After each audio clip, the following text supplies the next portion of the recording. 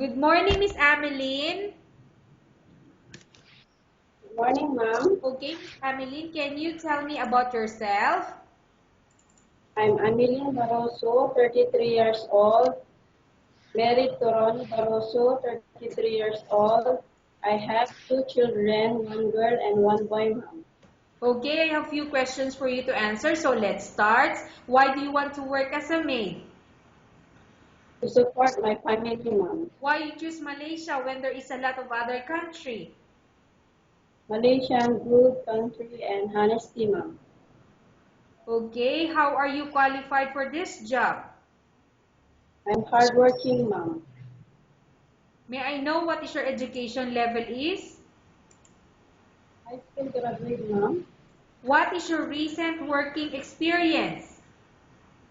Housemaid, ma'am. Have you worked abroad before? Yes, ma'am. Can you please tell the place and how many years you worked for?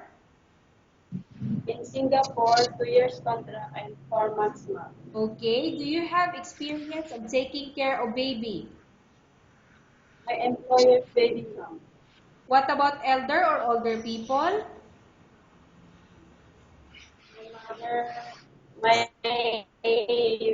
employer mother, ma'am. How old is the mother of your employer? 95 years old, Do ma'am. you have any other special skills? Cleaning house, ma'am. Are you willing to learn new skills? Yes, ma'am. Are you willing to work with a family where the mother-in-law or any relatives stay together? Yes, ma'am. Currently, are you still working now? No, ma'am. Do you know how to cook? Yes, ma'am. What sort of food can you cook?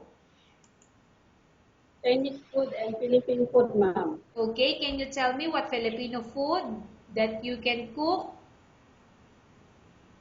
Steamed fish, adobo, and lipstick, ma'am. Okay. What about Chinese food that you can cook? The first one you mentioned is Filipino dishes, right? So what about Chinese food that you can cook? Steamed fish, ma'am. Lipstick and fried rice, ma'am. Okay. Are you aware that you will have to do washing, cleaning, ironing, and cooking? Yes, ma'am. From all the house chores or household work such as cooking, cleaning, ironing, and washing, which do you like most? All house, ma'am. If ever you were selected to work in Malaysia, who will take care of your kids? My husband, ma'am. You are not allowed to use handphone during working hours. Yes, ma'am. You are only allowed to use handphone after you finish all the works and when going to bed. Yes, ma'am. You are strictly needed to surrender the handphone to your employer in the morning and your employer will return back to you once you're going to bed. Yes, ma'am. If ever your employer finds out that you're abusing of using your handphone and it's affected your work performance, your employer will confiscate your handphone and you're not allowed to hold it anymore. Instead, your employer will allow you to call to your family 3 times in a month. You're only allowed to bring normal phone and you're not allowed to bring smartphone. Are you agreed for the terms and condition? Yes, ma'am. Are you agreed to the rules and regulation for the handphone? Yes, ma'am. How many years is the contract as you agreed and understand? 2 years, ma'am. Can you describe for me your ethics or your attitude? Hardworking, ma'am, and honesty. How can you assure to us that you will work hard in Malaysia? I will finish my contract, ma'am. Can you promise not to use the telephone without the permission of your employer? Yes, ma'am. Can you promise not to put on makeup but to dress properly while work? Yes, ma'am. Can you promise not to invite friends and relatives without the consent of your employer? Yes, ma'am. Can you promise not to ask for advance salary from your employer under any circumstances? Yes, ma'am. Do you really understand of the rules and regulation of the agency? Yes, ma'am. Do you pay any placement fee for you to come to Malaysia to work as a maid? No, ma'am. Do you have any history of sickness, example breast cancer or any other illness? No, ma'am. Do you suffer from any skin diseases, allergy, or physical defect? No, ma'am. Have you suffered from any serious illness? No, ma'am. Do you smoke? No, ma'am. Have you undergone any operation or surgery? No, ma'am. Are you medically fit? Yes, ma'am. Are you in any medication?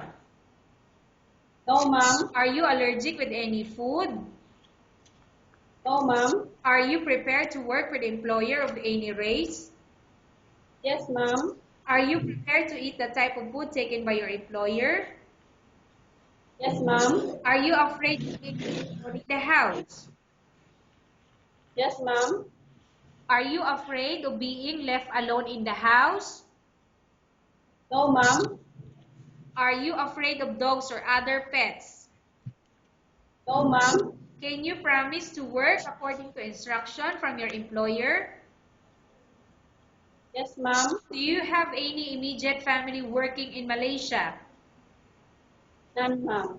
Okay, Miss Emeline, we have finished our question section. Let's go to case study. I have a case study for you and I want you to answer me truthfully. Upon arrival in Malaysia within 6 months, if ever any of your family members pass away, what will you do? Will you continue to work till finish your contract or you will go back? I will continue my contract, ma'am. Tell I us finish about my contract. yourself in Malaysia as domestic helper.